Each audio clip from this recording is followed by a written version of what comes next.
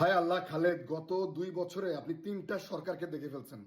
Fascist সরকারকে বিদায় করলাম, তারপরে নির্বাচনের মাধ্যমে ইন্ট্রিম গভর্নমেন্টও চলে গেল, তারপরে এখন নতুন বিএনপি সরকারও চলতেছে। কিন্তু 3টা সরকারের সময়ে আপনি কিছু লোক কমন পাবেন, এবং আমি সেটাই আপনাদেরকে বলতে চাই।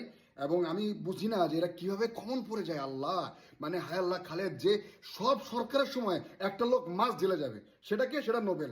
আওয়ামী লীগ আমল বলেন, ফ্যাসিস্ট আমল বলেন, কিংবা ইন্ট্রিম গভর্নমেন্ট বলেন, বা এখন আজকেও নাকি তাকে নাকি জেলে নিয়ে গেছে। আপনি দেখবেন যে সব সরকারের সময় একটা খেলোয়াড় সব জায়গায় আছে। 3 আগস্টের সময়ও সে গণভবনে গিয়েছে, তারপরে নতুন ইন্ট্রিম গভর্নমেন্ট আসার পরে আসিফ এর সাথে সে পুরা স্টেডিয়াম সে ঘুরিয়েছে। এখন নাকি সে বিসিবির প্রেসিডেন্ট হবে, সে হচ্ছে তামিম।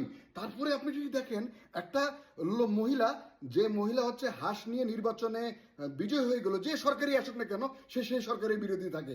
আপনার আওয়ামী লীগ গভর্নমেন্টের সময় আওয়ামী লীগের বিরোধিতা করেছে, ইন্ট্রিম গভর্নমেন্টের সময় ইন্ট্রিমের গভর্নমেন্টের বিরোধিতা করছে, আর এখন বিএনপি সরকারের সময় সে তার বিরোধিতা করছে।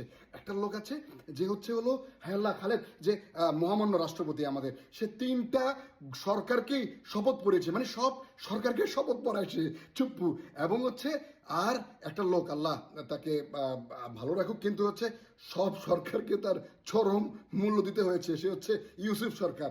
আর একটা দল আছে ভাই, সেটা খুব গুরুত্বপূর্ণ। সে দল হলো চেলসি, যে রেলিগেটেড সকল টিমের কাছে খাবে, মানে আপনারা যেটা বুঝছেন আর কি, ওইটাই খায় আর কি ভাই।